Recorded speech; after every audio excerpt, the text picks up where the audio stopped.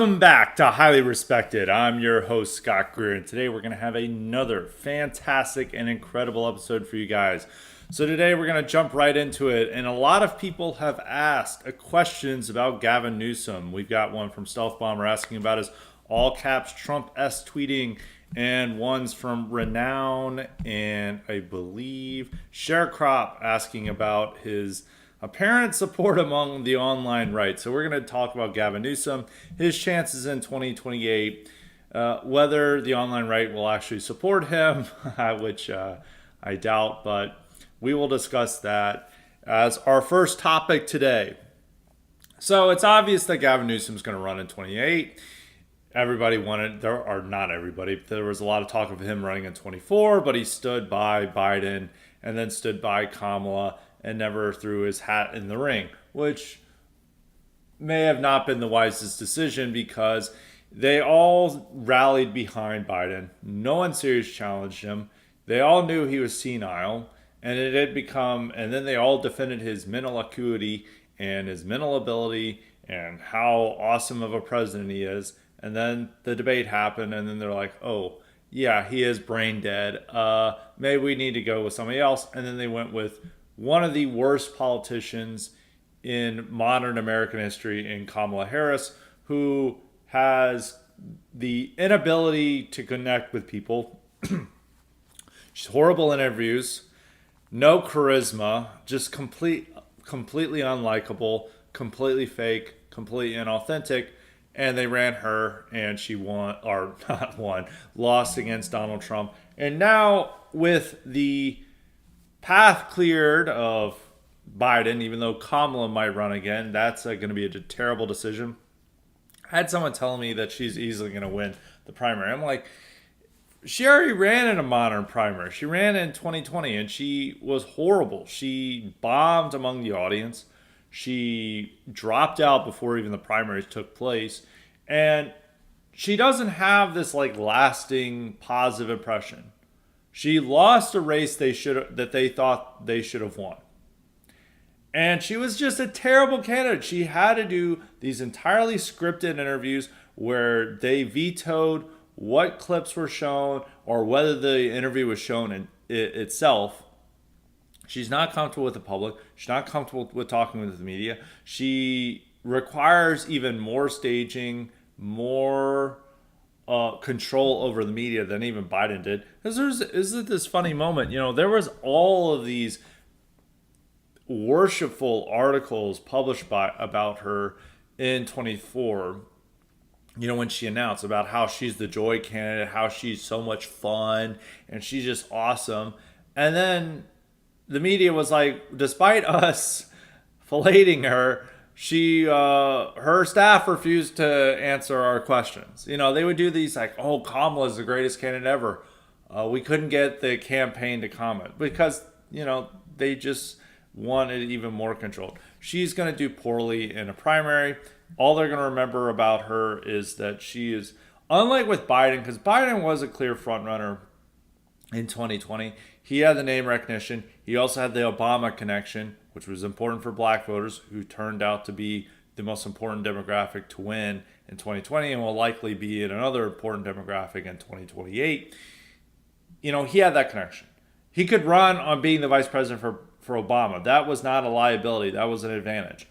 For Kamala, running as the vice president of Biden is a major liability. And they're going to focus on the cover-up. They're going to focus on how she lost the race in 24. Biden didn't lose the race in 2016. That was Hillary Clinton. So he didn't have to run with that. And despite Biden's obvious limitations and handicaps, he still had political skill and political ability that Kamala lacks. So I don't view Kamala as a serious candidate. And black voters aren't even that committed to her. She did the worst among black voters as a Democrat in generations. They don't particularly like her. So she doesn't really have a solid base. The only reason why she's polling well is because she just has higher name recognition. Then once she runs again, people are like, oh, she's terrible. she has no chance in 28. So there are people like Gavin Newsom who are out there. Gavin Newsom has high name recognition, probably second to Kamala, probably equal with AOC and some others.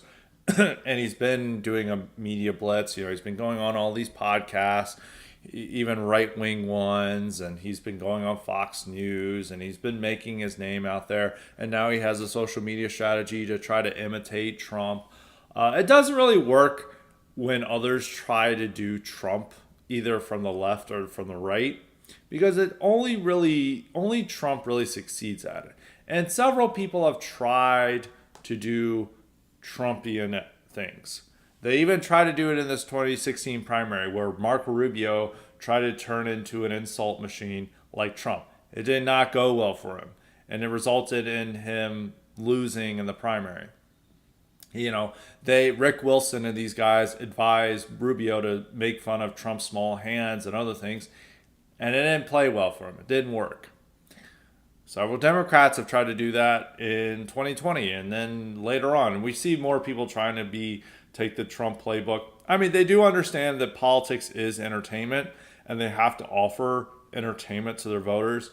It's what Newsom is learning. It's what Jasmine Crockett is learning. It's what Fetterman is learning, even though I don't think Fetterman's going to be that serious of a candidate in 28. It's what Jasmine Crockett and others are learning. They know they have to offer entertainment to their voters.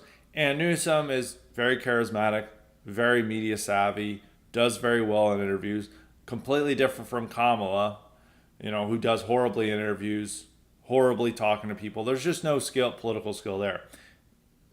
Newsom has political skill.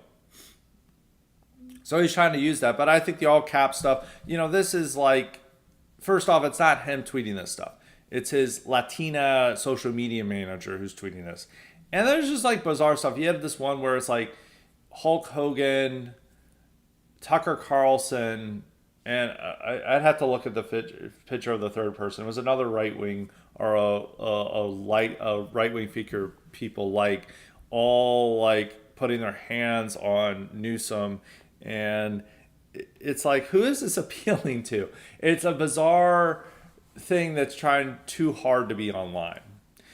You have to go back to how DeSantis tried to do this as well, where DeSantis tried to imitate the online right strategy that helped Trump in 2016 and, the like alt-right memes and stuff. And they try to do that in-house, even though they would get mad and try to send their bot army after people who pointed this out. Then it turned out it was being done in-house. Like, no, these were not organic memes. There was not much organic DeSantis support online, which that's still the case today, and it didn't work. And only Newsom would have to do this.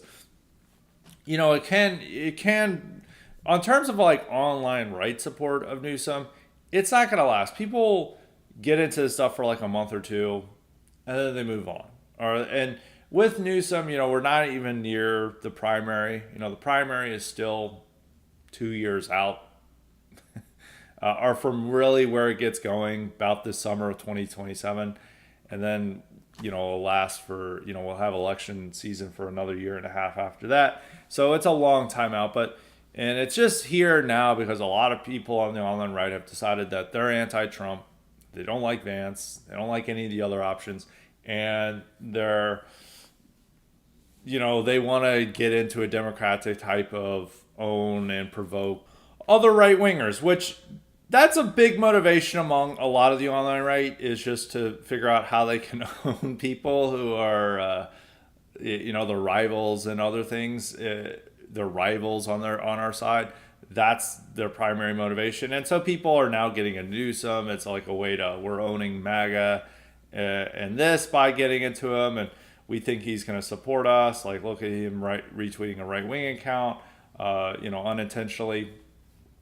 And so you'll see that type of stuff. But it never really lasts. I mean, a lot of our audience won't remember Yang Gang, which there's all these old heads who will just bring up Yang Gang. And now we have all these young guys who are like in high school or even middle school when Yang Gang was a thing. And they have no idea what you're talking about. Or even these like Gen Xers and elder millennials who got into this stuff post 2020. They have no idea what the hell we're talking about with Yang Gang.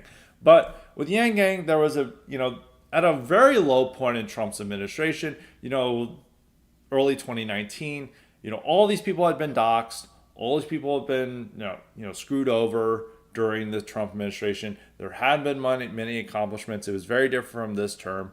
And, there's also this brief time where Trump was flirting with, amnesty and increasing immigration, which he would sometimes do, but then he would back off of after realizing his base is opposed.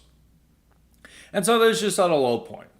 And then there's this guy, this Democrat, who's offering a lot of content for extremely online people.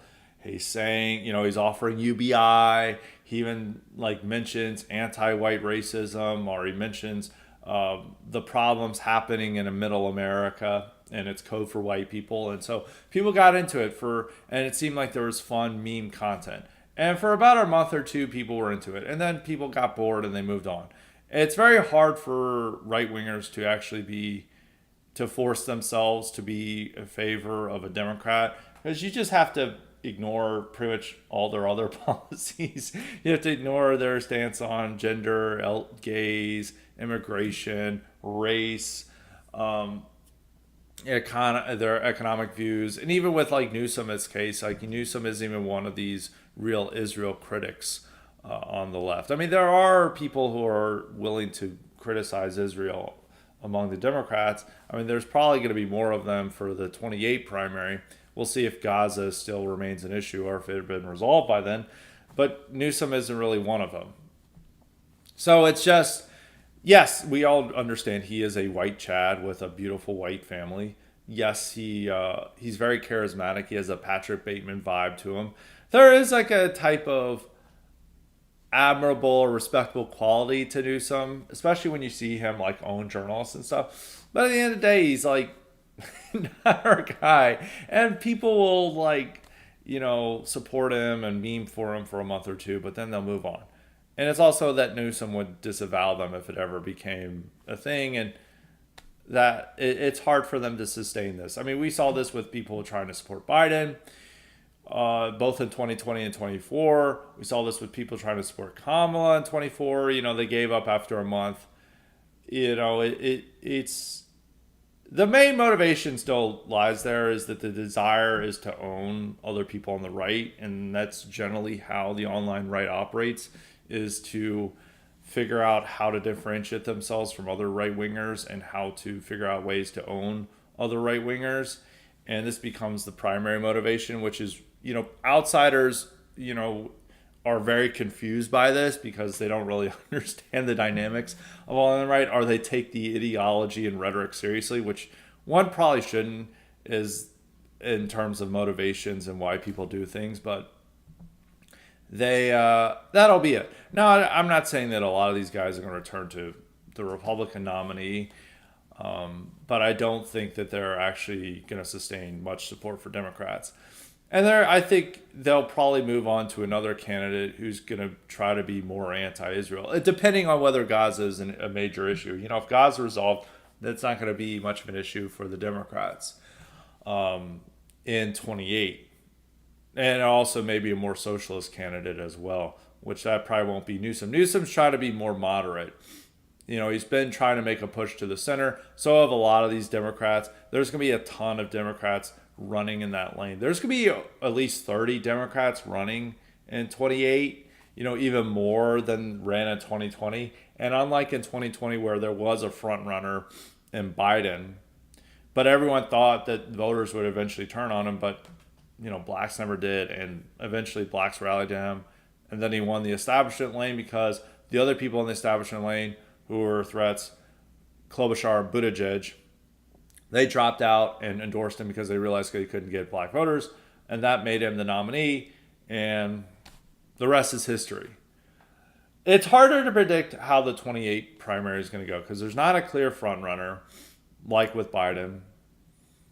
And even though there was all these people running in there because they thought that Biden would, people would realize he's senile and other things, they learned that he wasn't, that, this core demographic stuck with him the whole time. And also older Democrats as well, older white Democrats, that they couldn't really defeat him.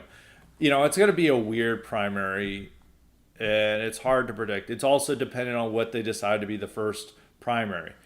It's supposed to be South Carolina, but it might change. It could change to New Hampshire, Nevada.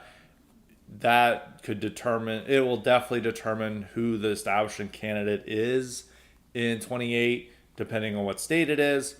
There's going to be a progressive candidate, but there's not many people lining up for that or who have the credentials to line up for that besides AOC. There could be someone else. I mean, Ro Khanna or somebody maybe could run in that lane.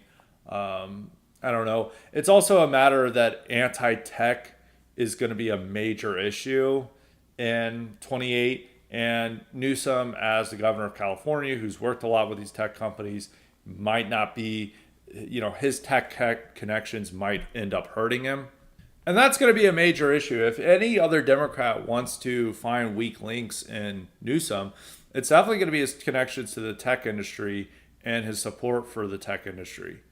That's going to be a major weakness because anti-tech is going to be one of the primary themes of the Democratic Party, or the Democratic primary in 28. Unlike with Gaza, which that might dissipate in importance and that might not be that much of an issue, depending on how the war, if the war is still raging, it's going to be a major issue for the Democrats. If it's not, if it has some type of peace deal within the next year, it's not going to be a major primary issue. But tech is absolutely going to be a major primary issue, and they're all going to be anti-tech. They're all going to be they're all going to be seeing Elon Musk and all these guys as the enemies, and they want their candidate to wage a crusade against big tech.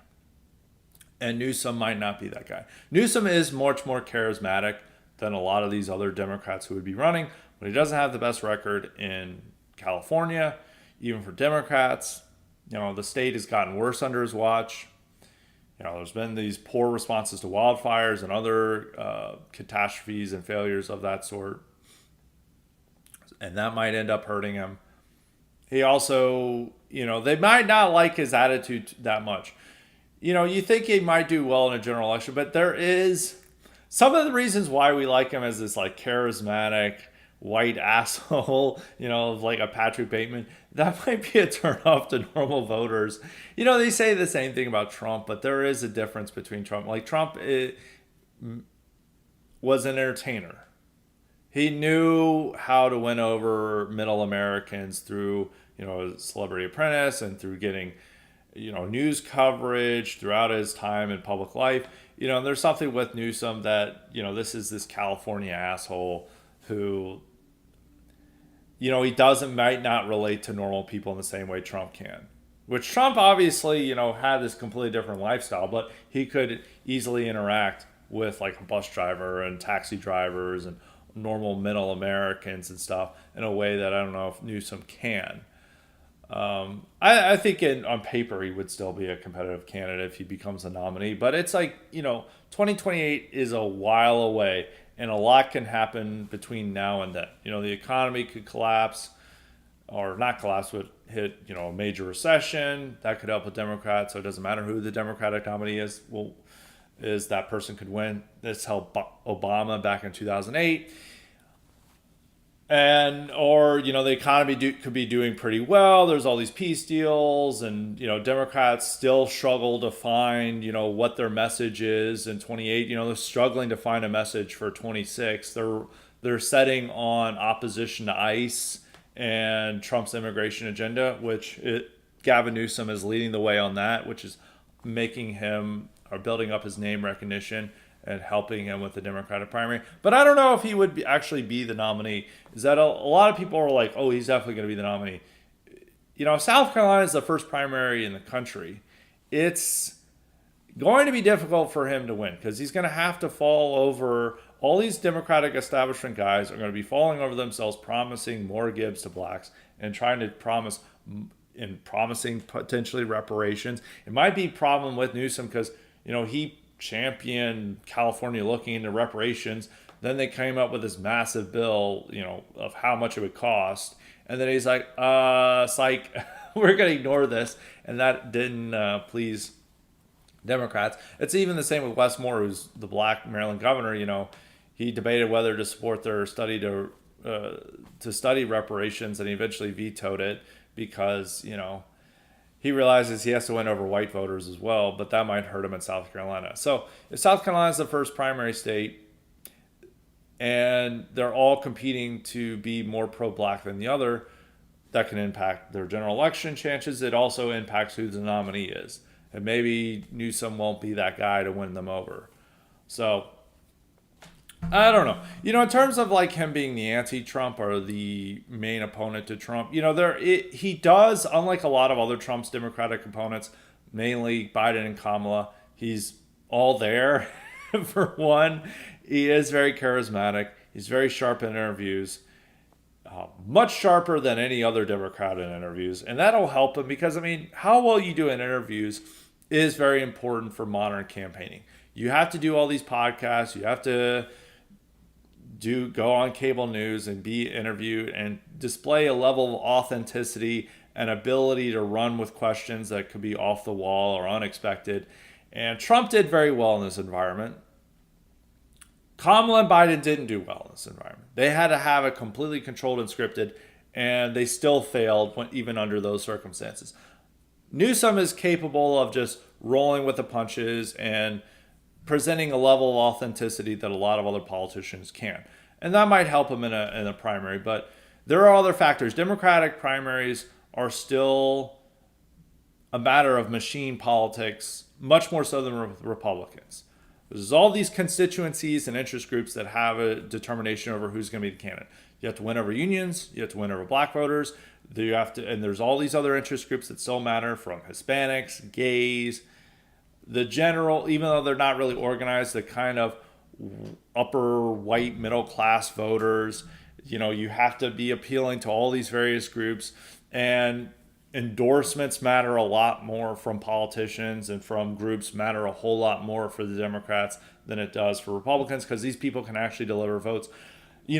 Governors and senators really can't deliver that many votes for Republicans now. Trump showed that in 2016 and 2020, or not 2020, 2024. DeSantis spent all this time trying to get these prominent people in Iowa and elsewhere to support him, and it didn't do him any good. It didn't matter. But that matters for Democrats. If you get a prominent politician to endorse you in key primary states, you can win. Jim Clyburn endorsing Biden was the most important event in the 2020 Democratic primary. Someone's endorsement in a Republican primary doesn't matter at all, unless it's Donald J. Trump. That's the only endorsement that matters, is Donald Trump's. And Trump's, maybe he'll endorse Vance or someone else and clear up the primary field, but with Republican politics, it doesn't matter that much endorsement, because it's less machine politics. It's more just individuals going up and signing up, and who's more entertaining or who seems to be more conservative, and that's how the primary works. With Democrats, these prominent figures and groups can deliver votes. If a union endorses you, that means you're going to get the union to vote for you. If you got a prominent Democrat like Clyburn or someone else to endorse you, that means you're going to get the black voted. Same with Hispanics, same with gays, same with all these other various groups, and they vote in lockstep with these endorsements. And that also might be a struggle for Newsom if he can win that over, no matter how well he does in podcast interviews. So it works a lot differently than the Republican field. Republican field, much more media focus and how well you do on media in terms of whether you can win the primary.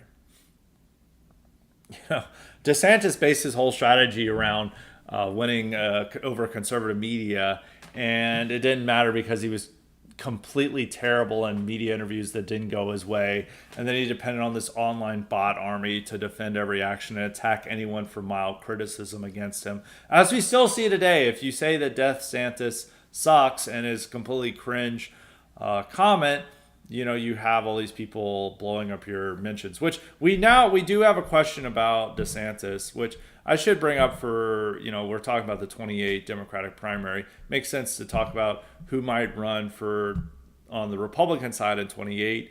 And this comes from K-Max. K-Max asked about, his supporters and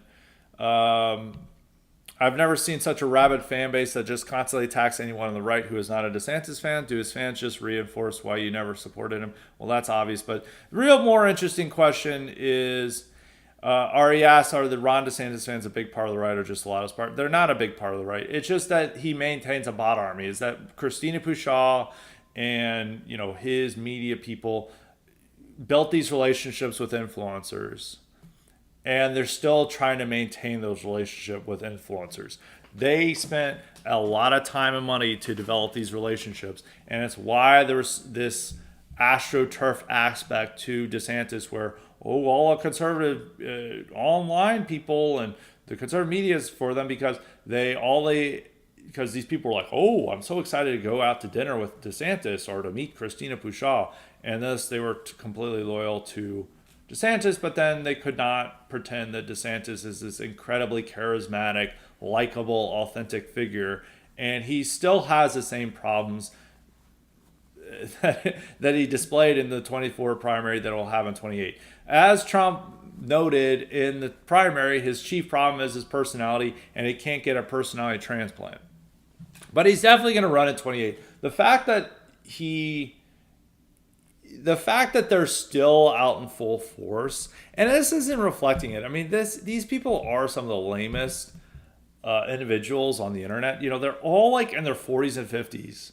They have, first off, they're not anonymous. They're using like their own face, and they're bald, gray hair, fat. There's no youthful energy. There's a lot of Reagan obvies among these guys. There's also just like PFPs where like one guy was arguing with me had like a gator with a mohawk that was like looking like Mr. T, which only somebody who's a Gen Xer would get these references.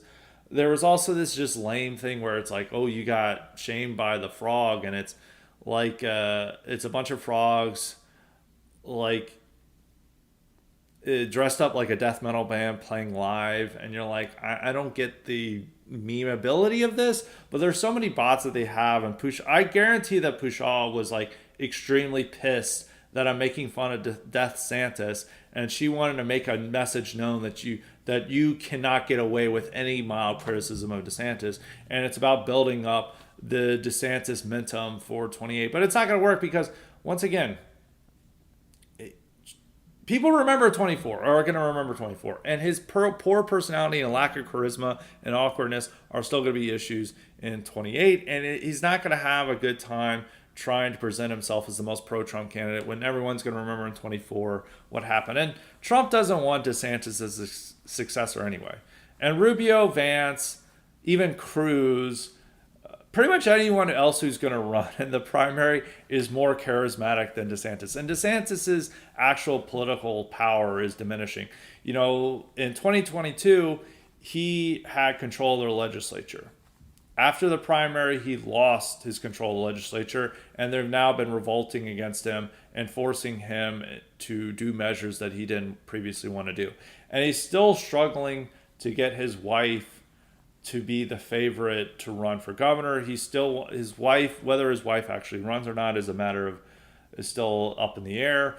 They've been begging Trump to back out of the primary and not to go full in for Byron Donalds. He's already endorsed Byron Donalds, but they just don't want Trump to be involved himself in the primary, and maybe Casey DeSantis will win. And he hopes that Casey DeSantis, by winning the governorship, that will keep him relevant and will help him in 28. But they haven't learned anything. I mean, the online bar armies are just so lame. It's like, pretending that your Zoomers think DeSantis are cool. Think Chris Lash's horrible facial hair is cool. It's just like, what is this? What is this? What are we doing here? But no one has learned from this, and there's still a lot of people who are still committed to it. It's mostly a bot army. It's not really that organic, as was shown in the 24 primary. And even a lot of those influencers has just moved on to being pro-Trump now, like Bonchi and a couple of others. They just moved on to being pro-Trump. And they might not even stick with DeSantis for the 28 primary. But he still has a few people who are with him through thick and thin, like Chris Lash and some other people. and these Cobra Commander or whatever these guys. It's like extremely Gen X vibe. They're like I guess they gave up on trying to pretend that they have Zoomer memes, and they've just gone full into AI Gen X slop that's more deserving of Facebook rather than X and TikTok, and we're just going to run on this, which is his audience. But it is really funny about, like, we want a new GOP and it's like a Reagan PFP. And like, what is this? We've just took a time machine back to 2015 conservative Twitter. But yeah, I don't think he is that large of a fan base. It's just that his political world still maintains a bot army through Pushaw, and Pushaw still has, runs group chats with a bunch of influencers, and they still want to make an example of people who criticize DeSantis, and they will swarm. And this is generally led by Pushaw. So I wouldn't be surprised that the reason why, and because all these people every single DeSantis supporter began rushing to my tweet, and it's just like criticizing Death Santis, and we're supposed to pretend the Death Santis is fucking cool. Like, it's not. It's like really painful. Like, people are like, oh, you don't like metal. It's just like painful. It is so cringe. That's like horrible metal references and stuff like that. It makes me, as like a metalhead, it makes me more and more in pain than like hating metal or something like that, or criticizing metal. So they did the same stuff throughout the primary, and they're like, you're gonna be canceled, and they're like even promising like prison camps for people who were like criticizing DeSantis, and they're like, even when he was losing Iowa, they're like, oh, he's gonna win, you're gonna be wishing you're on the DeSantis train. And I don't know. I generally hate DeSantis as a vibe. I mean, he on paper we should like him, but just his vibe I completely hate. I hate his fan base. I can never support DeSantis. The one thing is, if DeSantis was ever the nominee, I might consider voting for Newsom, but I don't think he is going to be the nominee. I think even if he ran his campaign, he's going to have to choose a different strategy than relying on Christina Pushaw to run his campaign again, like she did and messed up in 24. He's going to have to run a very different campaign. They're going to have to move away from the Gators and all the cringe shit and all the Gen X vibes to actually have a chance of winning, but he's probably not going to win. So he's banking on the fact that the Trump administration might fail or of some sort, and he can come out and say, well, in Florida, we did such a good job, and look at what Casey's doing. She went from master of the House to master of the Senate, or master of Florida. And so maybe that'll work, but I don't know. I can't stand DeSantis fan base. And, your fan base reflects who you are as a candidate. And if that's his fan base, you really can't support that. Besides all the good stuff he does on paper, but he's just very uncharismatic and doesn't have what it takes to win. So moving on to K-Max's other question. I was planning on to make this the main topic, but I decided it was a Newsom. He asked about the Putin-Trump summit in Alaska, and Putin demanded in the meeting with Trump that Ukraine withdraw from the entire Donetsk region. In your view, will this be rejected by Zelensky and the war will go on? Can Trump then simply wash his hands of the matter? Well, we'll see what this week with, Zelensky is supposed to meet with Trump today, and probably by the time of this podcast we'll see more of what's happening. It's one of the reasons why I didn't make it the main topic, because there's still a lot of in flux. The thing is that there was serious progress from the meeting, is that Russia is open to the idea of giving defense guarantees or security guarantees to Ukraine, potentially some type of NATO-like security guarantees. It may be just some type of European defense pact rather than America guaranteeing that, but it will say that Europe is committed to the security of Ukraine. And that's a serious concession, because Russia began this war to prevent Ukraine from joining NATO. And one of the concessions is them having some NATO-like arrangement is a major concession. But they demand, apparently, Donetsk and Luhansk, depending on how you want to say it. Or one of them is Donetsk or Donetsk, Lugansk, but we're going to say with the ik. I forget which Russian or Ukrainian pronunciation is. They demand both those oblasts, which Ukraine rejects. The thing is that by simply just demanding those oblasts, they would be giving up the territory they have in Zaporizhia, which I'm mispronouncing, and Kherson, which they have, at least third or half, depending on where you look at the map. They have all Lugansk now. They have majority of Donetsk. It's just a little, and most of their offensive has been focused on gaining the rest of Donetsk, which is one reason why Russia has not been inclined to make a peace deal, is that they're trying to gobble up as much territory as possible. So when they have a peace deal, that they can say, okay, we get all the oblasts, and it's just recognizing the facts on the ground. I don't know if Putin or Zelensky. The problem is Zelensky accepts a peace deal. He may be couped, and then they have a military, Azov dictatorship. The thing is that America going to have to put pressure on these elements within Ukraine to not do such a thing. Which, I mean, we're their main funder, main supplier, and also we'll have to get Europe to agree to do that as well, to put that type of pressure on these Ukrainian elements to not assassinate Zelensky. So we'll see. We'll see this week what happens. The meeting was not, they sometimes said it was a waste, and Putin came away with, this was a flex for Putin and such. But it was out of all the negotiations we've had so far, it's been the most progress that they've had. And it presents a path to peace. The ball is now in Zelensky's court, and Zelensky is going to have to make some type of deal. And hopefully we see more progress this week. So that Zelensky said he's like, the Constitution doesn't allow him to give up territory. There is something to be said that they don't officially recognize that that's Russian territory, but then they just have like a ceasefire line that basically acknowledges it's Russian territory, but they don't officially accept it. That'll probably be some way of getting around it. But we'll see what happens with it this week. So we'll go on to Hornet. Hornet's got some quick questions. He said, did you see that the mayor of New Orleans was arrested for fraud for allegedly defrauding the state or the city to pay her boyfriend/bodyguard? I'm asking because it is almost the same thing as Fannie Willis or Fannie. I forget if it was Fannie or Fannie. I think it was Fannie Willis. I remember having to say this, but Willis, we all know Fannie Willis, who was accused of funneling money to her boyfriend. My question is this just a woman thing, or is this a magic American broader phenomenon? It is actually a liberal woman thing, but it is primarily black politician thing. And black politicians all do this stuff. They all have that type of corruption.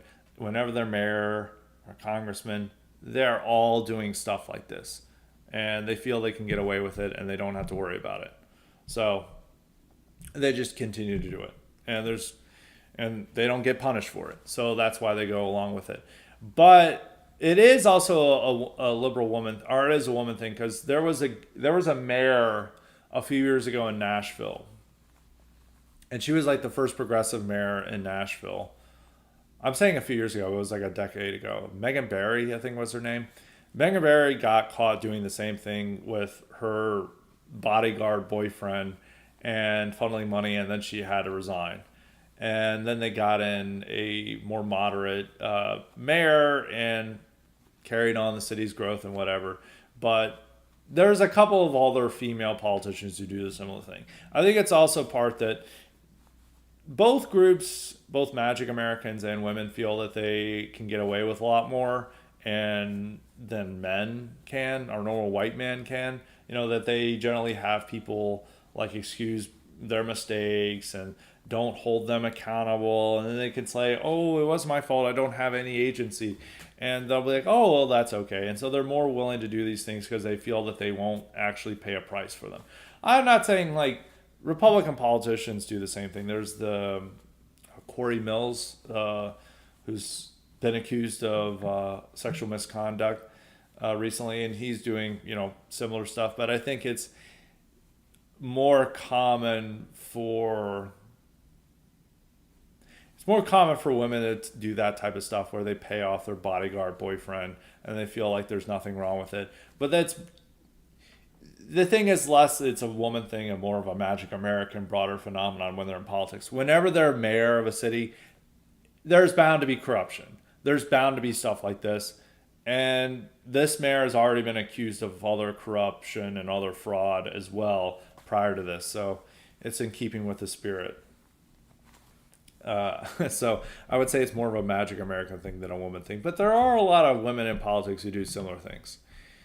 Second question, as college football season kicks off, I wanted to get your thoughts on whether you think it's been a good idea that colleges are now basically just paying athletes directly. Do you think it's a positive change, or is it kind of ruining the spirit of college sports? No, it's actually terrible because, one, all these athletes are now extorting the colleges to stay or to get as much money as possible. I think it's also a fact that like Republican fundraising woes has to be, this does impact it because all these boosters in the South are now having to give a lot more money to their college in order to recruit players.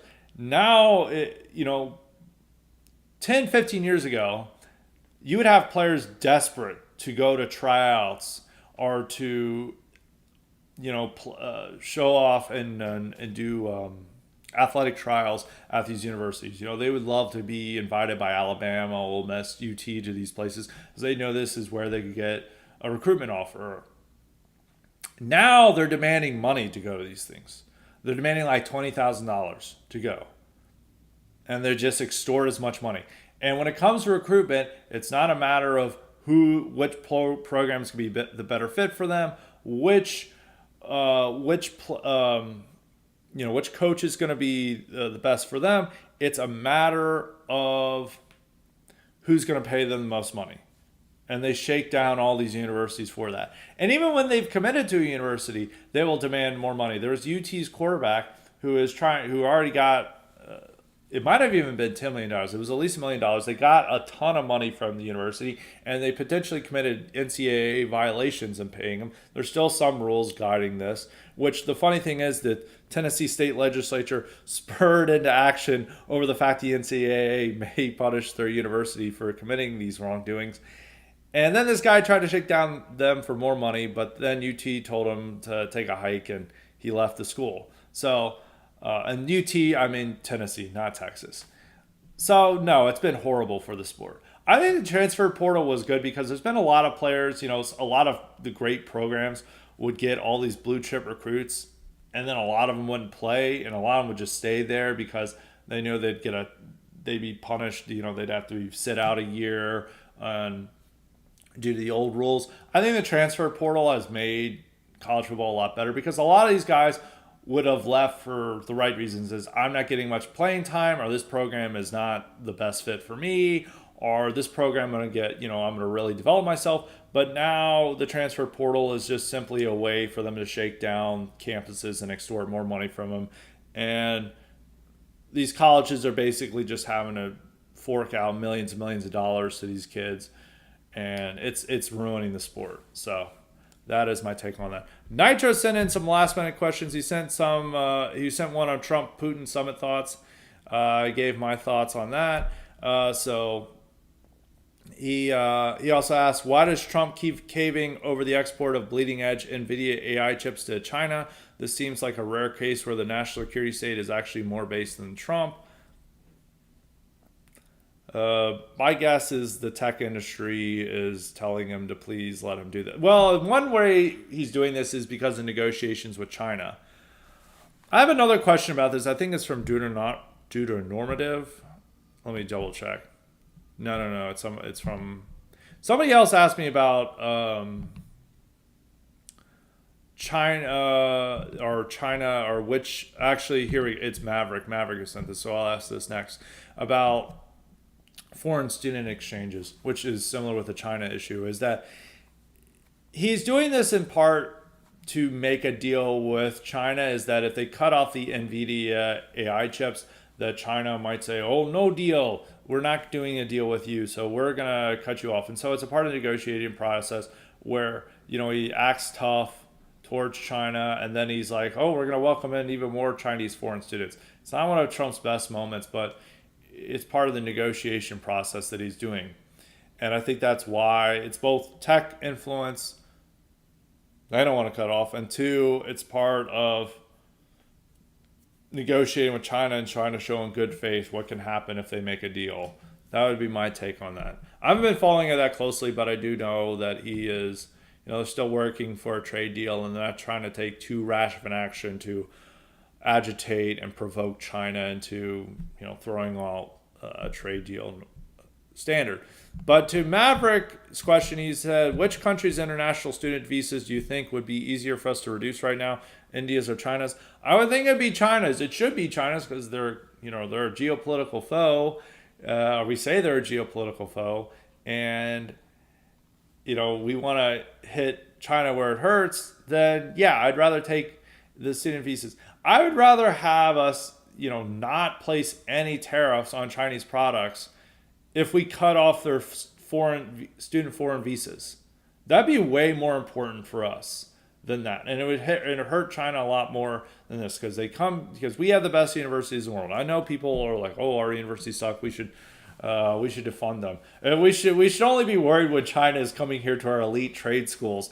That would be the real exchange program. Is they come, we get their best and brightest to learn how to weld.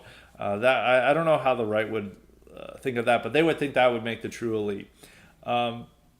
That's way more important than placing any type of tariff on China. I would rather our deal is that we have an extreme free trade arrangement, but then we cut off all those student visas. Way more, because first off, they come over here, they spy on us, they steal our technology and our information and send it back to China. Second, they can even stay here and work and take American jobs, bad.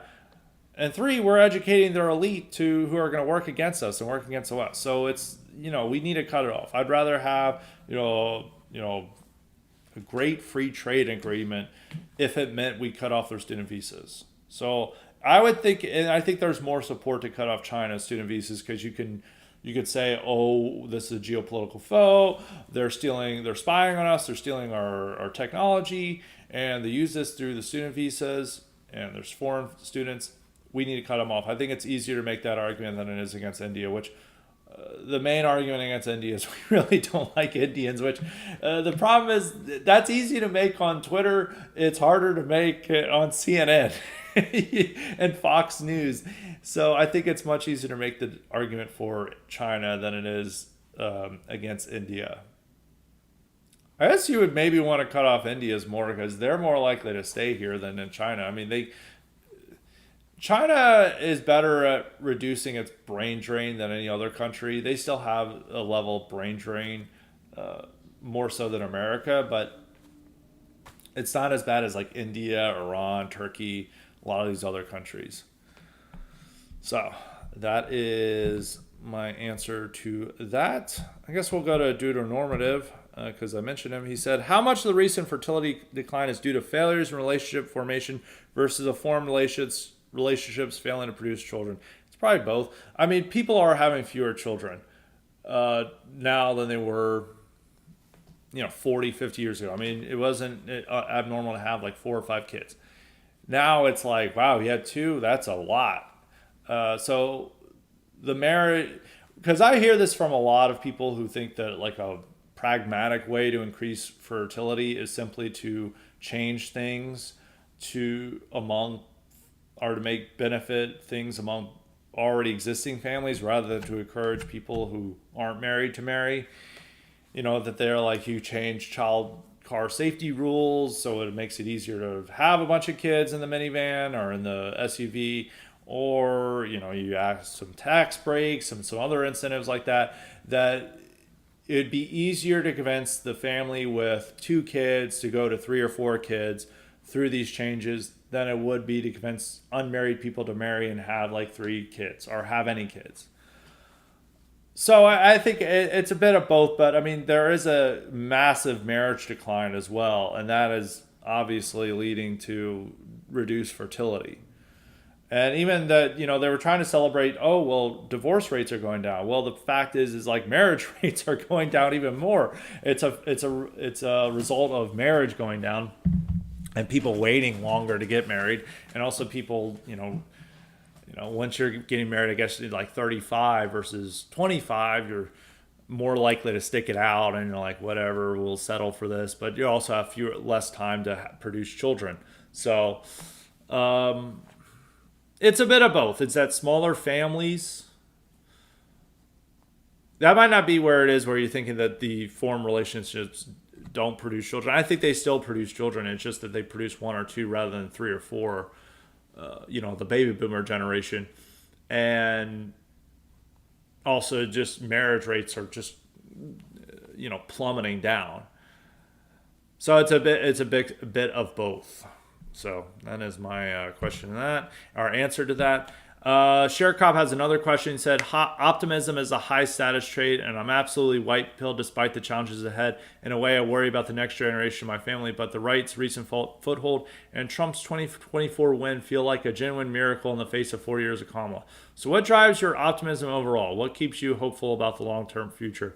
I just remember the past. I mean, our political situation, like, nobody was talking about these ideas 10 years ago. No one mainstream was. It was just relegated to the fringe.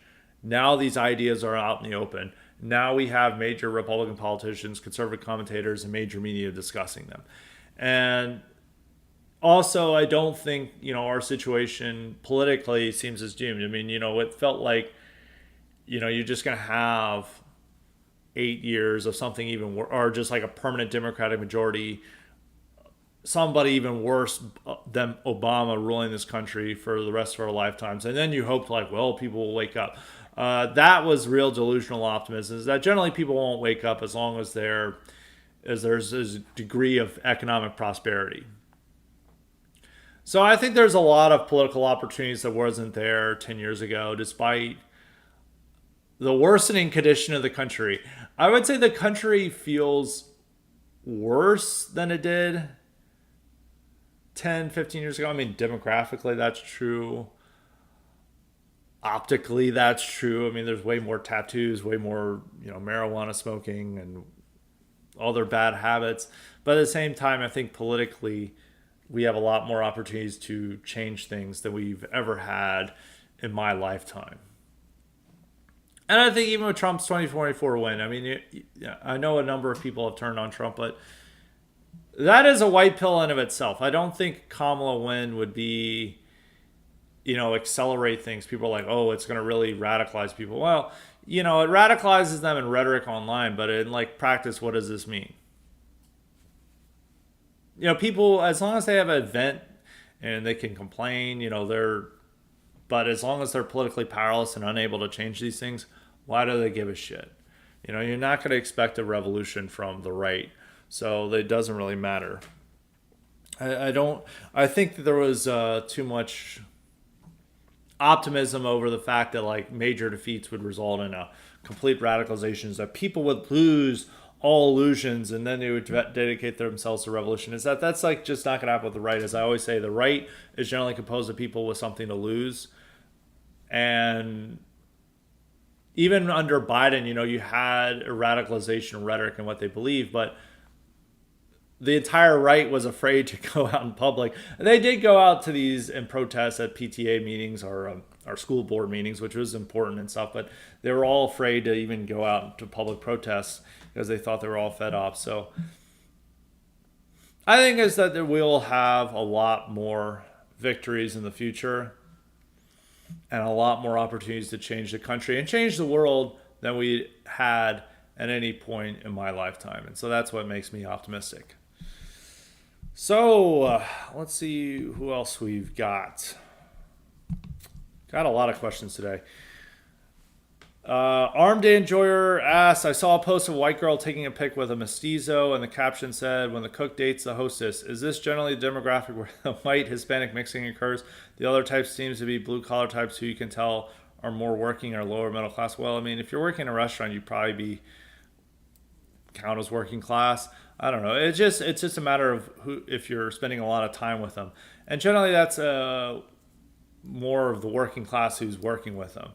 You're not really going to work with that many mestizos if you're, working a white collar job, depending on where it is. They're not going to college at that high of a rate, and it's generally the whiter ones who are doing so. I mean, I imagine in somewhere in the Southwest, you would even a white collar job, you'd be working a lot with a lot of Hispanics, but everywhere else you're not. So it's a matter of where you're interacting with them, where you're working with them, where you're socializing with them, and that's primarily among the working class, the downscale. And so if you're working with, and so if you're the hostess at a restaurant, you're likely to be working with a lot of Hispanics, and so that gives them the ability to date. And unfortunately, with a lot of people, they will just date whatever options they have and whoever they're around, and they won't stick to any principles. And that's just the nature of the beast. So yeah, it is definitely much more of a working class thing. For the middle and upper class, it's more mixing with Asians. Even though I think there's a degree of mixing with middle class for Hispanics if they went to college and they work white collar jobs. But that's everywhere else outside of a few areas, it's not something you would really interact with. And so if you're working as like an accountant, you're not really interacting with that many Latinas.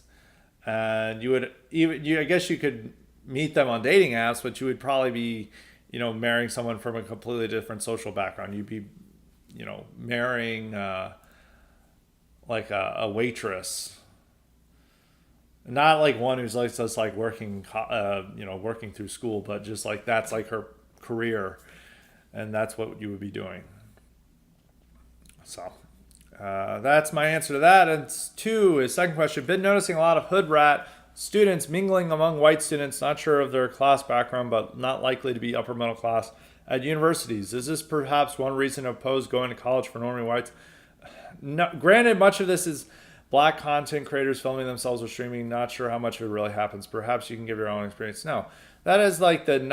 If you're working class, you're going to be interacting with them far more than you are if you're at college. Depending on what college you go to, most colleges, they're much wider, except for like the elite colleges, but they're not that black. They're much wider than the general public, and especially with them curtailing affirmative action, they're going to get significantly less black. Like the major flagship state universities are like nearly 70% white or more. I would one time look through the demographics of like University of Kentucky, University of Tennessee, University of Nebraska, University of Oklahoma. They're extremely white. And generally you're not interacting with them that much. Blacks stick to themselves. The only time they do try to go to fraternity parties for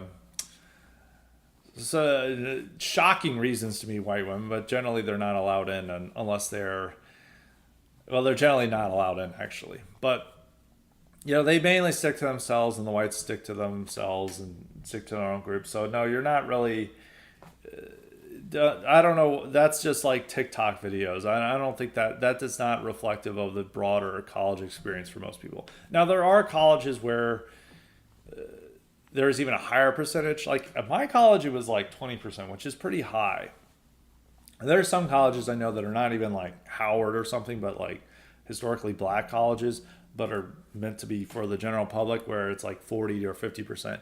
And you probably are going to be interacting a lot with them there, but those are few and far between. And so if you're going to, say, a flagship state university or an elite school, you're not going to be interacting with them. So I don't think that's much of a problem. I think if that's your reason for opposing to going to college for normie whites, they're going to be interacting with them a lot more in the blue-collar jobs that they're working. Unless they're out in the middle of rural, like Nebraska, which they're likely going to be working alongside Hispanics anyway, no matter where they are. They're going to be interacting with much more diversity than they would in college. So, no, that is not a good reason to not go to college. So, moving along, we'll go to Gillis Enjoyer. Gillis Enjoyer asks, how many Afrikaners will actually come to the U.S. as refugees? Trump said they're aiming for 10,000 a year, but so far it's only been a few dozen. Why has it been so low, and will that change? No, it's only going to be low. The reason why is like a lot of Afrikaners, they don't want to leave because their lives are there. They have a successful business. They have a good job. It's where they know. People don't like to pluck themselves out from where they are and go to a completely new country and have to learn new things and work a completely different job than they are. And a lot of Afrikaners just want to stay in South Africa, no matter how bad it is. They prefer the devil they know versus the devil they don't know. Now, I do think that over 4 years, I think there could be 10,000 that come to the U.S. But it's probably not going to be more than that. That's but the maximum amount. And I think it's that Afrikaners are still doing well in South Africa. They still deal with, high taxes or whatever. But also there's just a connection to their country. It's like a lot of the right-wing ones are just like, this is where my ancestors are buried. This is where I want to die. This is my country and I don't want to leave it. And I'm going to fight for it. Or they're going to move to Orania or their own little enclaves to stick with it.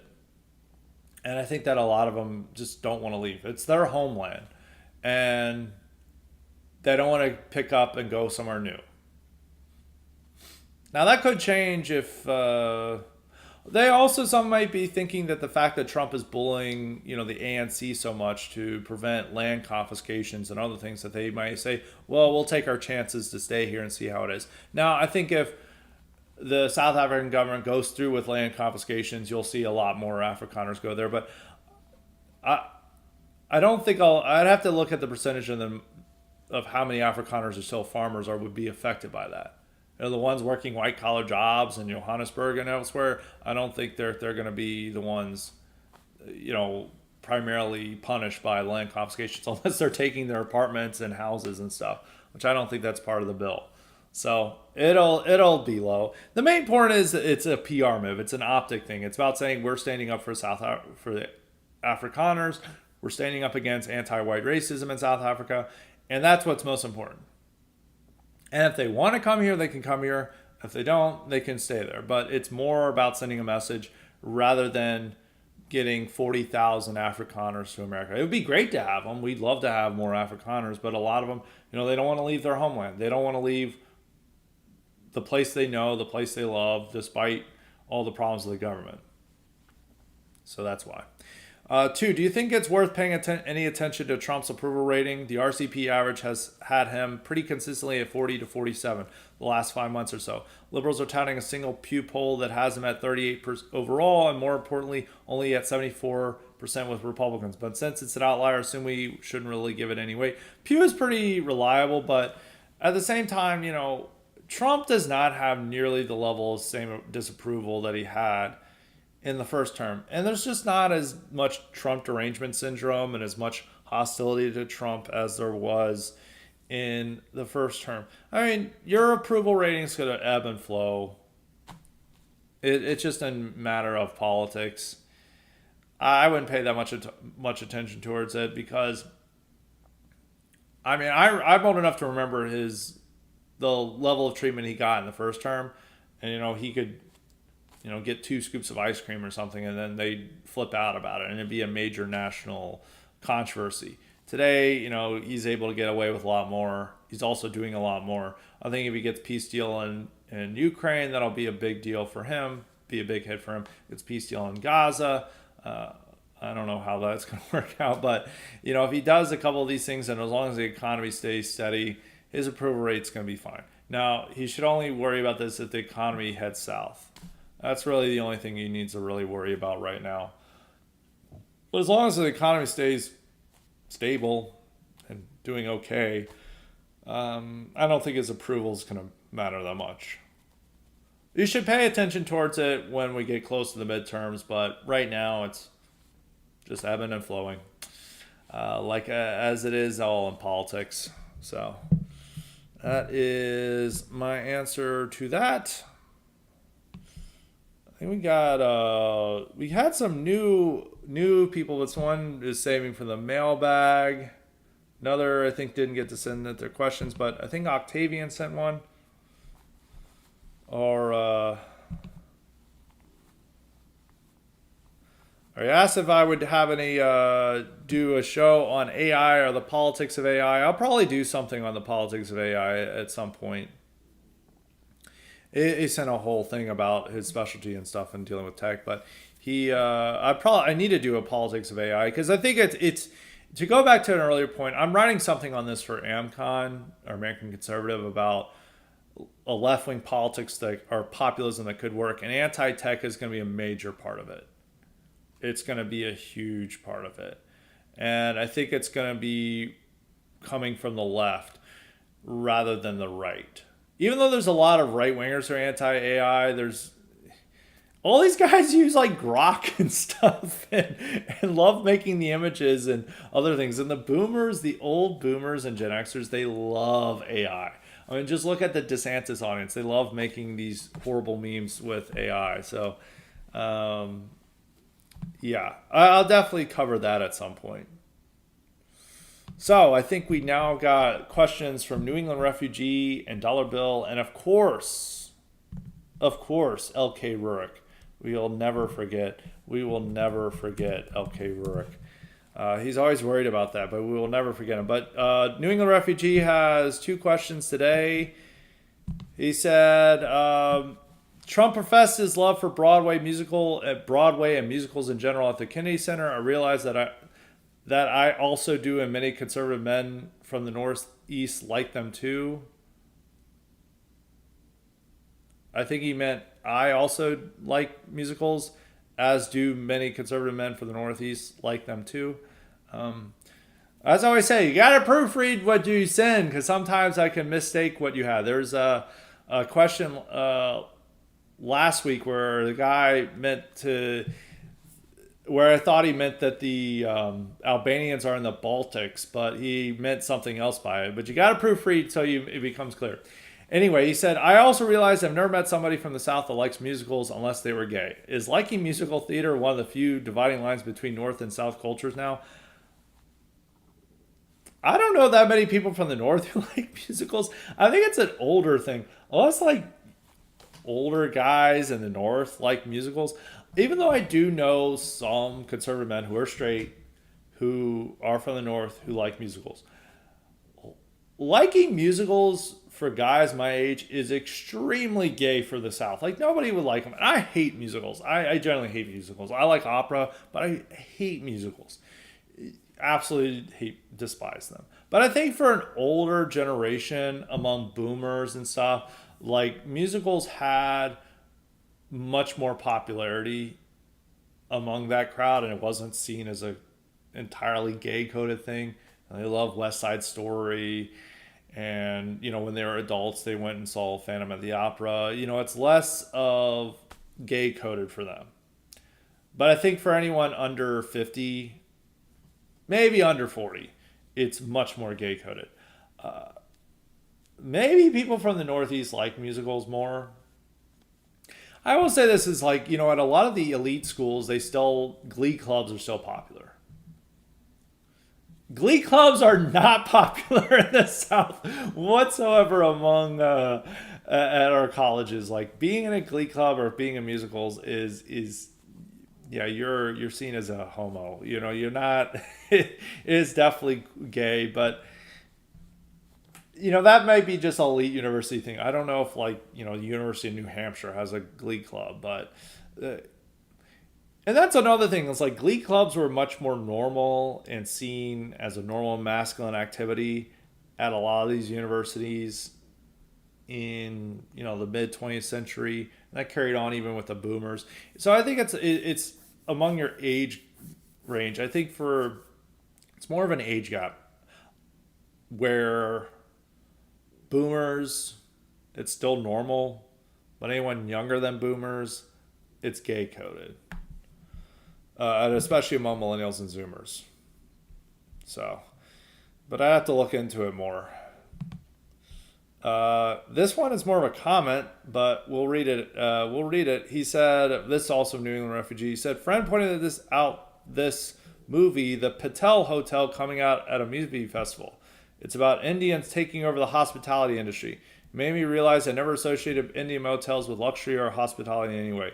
The free market completely failed in this regard, as was captured by a group whose hospitality standards are far worse than the average American. Well, it's mainly these like rural hotels that they're taking over. It's been that case for a while. I remember staying in the 2000s at a rural hotel or somewhat rural hotel in Mississippi in the 2000s, and it was run by Indians. So this is almost 20 years ago, and they were still in the hospitality industry. They're not really taking over like the luxury hotels in the cities that you want to go to. I mean, they might be in control of a few, but it's primarily, if you're driving on the interstate and you're in some small town and you pull over to a Ramada Inn, it's likely going to be run by an Indian. So, and that's been the case for a while. It's just like, but it's also the same. If you go to the gas station nearby, it's also going to be run by an Indian. They're much more willing to move to these places and take over the industry, those type of places than I think average white Americans. Because mostly white Americans who are there are smart, who would like to run their own business, just get out. They leave. So so these immigrants come in and just take it over. And it's hard to keep them there. It's like, well, you can move to the small town and run a hotel, but it's like, why do they want to stay there? It's like, there's no women around to date. There's no social activities. They want to move to the city and work at a job there. They don't want to move to a rural area and buy a gas station or buy a hotel and run it. Meanwhile, these Indian families, they move straight over from Mumbai and they'll run both. The whole family will run both. So, yeah, no, they've been taking it over. I know that there's this favoritism where they are able to get minority business loans and other things that favors them buying up these places versus whites, but it's also a fact that the smart whites, the entrepreneurial whites, are trying to generally don't want to stay in these places or don't want to move to these places, but fresh off the boat Indians and Pakistanis will. So now for Dollar Bill. Dollar Bill asks, now that the dust is settled, what has been the impact of the American Party? Elon himself has seemed to have forgotten about it. I think it changed the course of history. It is really funny that everyone has forgotten about it. I wonder if he'll return to it again, because I remember when he started, it was like late May, early June when he first came about it, and then he began tweeting about it a month later. So he might be tweeting about it again in like a few months, but he seems to be trying to ingratiate himself with Republicans again. And even Trump world, so he seems to have given it up. And the meme accounts that were all promoting it have gone straight back to Trump shilling. So I don't know. It all depends. Maybe he'll go on another ketamine bender and we'll see the American Party return. But yeah, it's had no impact. I doubt anyone who... Most of the advice he was getting on the American Party, they were all probably told him was stupid. And it's going to be a waste of your time. And he also doesn't stick with things. He gets easily distracted and moves on to other things. I was very surprised when he bought Twitter, is because I was like, this might be just a whim he has and he's not that serious, but he actually did commit to it. He has a lot of whims that he never really falls through with, but he seems to be back within the Republican fold, and he's the world's wealthiest man, so they're going to forgive the American Party foray and his stuff about Epstein and welcome him back, him and his money. But it had zero impact. It was just, it had a lot of great impact that it provided me a lot of content to talk about. But outside of that, I don't think it's going to be one of those things where people are like, America Party? It even probably had less impact than Yang Gang. Because if there was no organic support for it. There was organic support for Yang Gang for like a month or two. There was no organic support for American Party. It was all the Indian content farmers. No American was eager to support the American Party. That's the funny thing about it. It was only like Miles Chong and Doge Designer and these guys. And Mario Nafal, who's not an American either. So it had no impact. And now, finally, for last but not least, we have L.K. Rurik. If I missed your questions, please remind me, and I will get to them for the mailbag. But L.K. Rurik has 2 questions today. He said, I believe there is an epidemic of functional illiteracy in the United States, concentrated among the youth and getting worse with each passing year. What do you think is the realistic solution to this disturbing trend? And if you were hypothetically given free rein to do anything possible to correct this, what would you do? You'd probably have to ban like TikTok and the short video thing. It benefits the right, but at the same time, all the content that Zoomers interact with does not require you to read. Short videos, video games, streaming, this is what the content they're interacting with. They don't interact, even though they have subtitles. Subtitles are a big thing among, the viral videos that you get. I always see it on YouTube Shorts that they all have, subtitles. I mean, that's the only reading they're doing. But no one really reads anymore. I mean, it's a problem not just with Zoomers. It's a problem with among Americans in general. Functional illiteracy is very real in the United States of America right now. But to enforce it, you really just have to. I don't actually want to do the things that are there because I've always been opposed to banning video games and banning, TikTok and other things. It's just like, you make them read and then they become more leftist. So that's not good. And also, some people, you don't want them learning how to read. We've already had enough problems within our side of these people deciding how to read and then getting a lot of stupid ideas and them not being intelligent enough to properly analyze it and properly utilize it. So maybe functional literacy might not be the worst thing in the world, but I think a bigger problem with the Zoomers is their short attention spans. Is that they don't like movies. They really don't like movies, which that's more of a sign. Like, I'm actually going to defend movies. I like movies. I think the ability to sit for 2 hours and watch a movie and ingest it and understand characters, understand themes and motivation, that's our new type of novel. I'm not that big into novels, but I like movies. And I think when the movie came out, that they displaced a lot of novels. I should read more novels. Some novels and other things aren't fully captured by films, but old school films had a lot of depth to them. But Zoomers don't even have the ability to sit through a Transformers movie. So that's a bigger problem, is they don't have the attention span to dedicate themselves to reading. With millennials and probably even with Gen Xers, they complain like, they just want to watch a movie rather than read a book. With Zoomers, they don't even want to not read a movie, but watch a movie. And so that you need to increase the attention span among them. So I think the first step is to get them to like movies. And once they understand movies, then they can maybe move on to books. But if, it's hard to get a generation that doesn't even have the commitment and attention span to sit through a movie to get them to sit through a book. But it's, probably the real thing is that you need to limit the technology and videos that they're watching as kids. Is that a lot of, they grow up at like 2 or 3 watching short videos, and it's like, destroying their dopamine and stuff. And that's probably what is the root of their problems with this.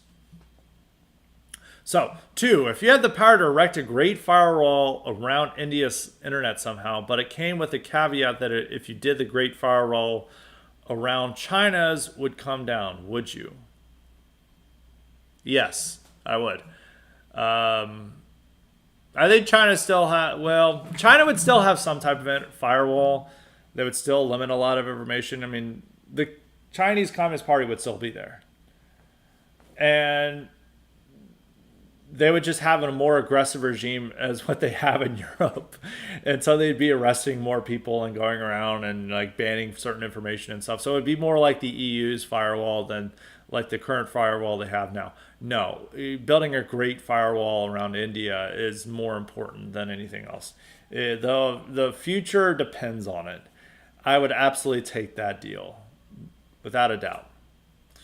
So he probably will complain about, or not complain, but he might have some issues that I didn't fully answer his question. But given free reign, on the first question, you just have to limit their access to videos and ensure that they're reading at a young age, and that will commit it. But it's tough with already the low attention spans of the younger generations and how they treat movies. But in any case, that is it for our Highly Respected today. We're going to have more great content this week, so be on the lookout for that. So until next time, stay respected.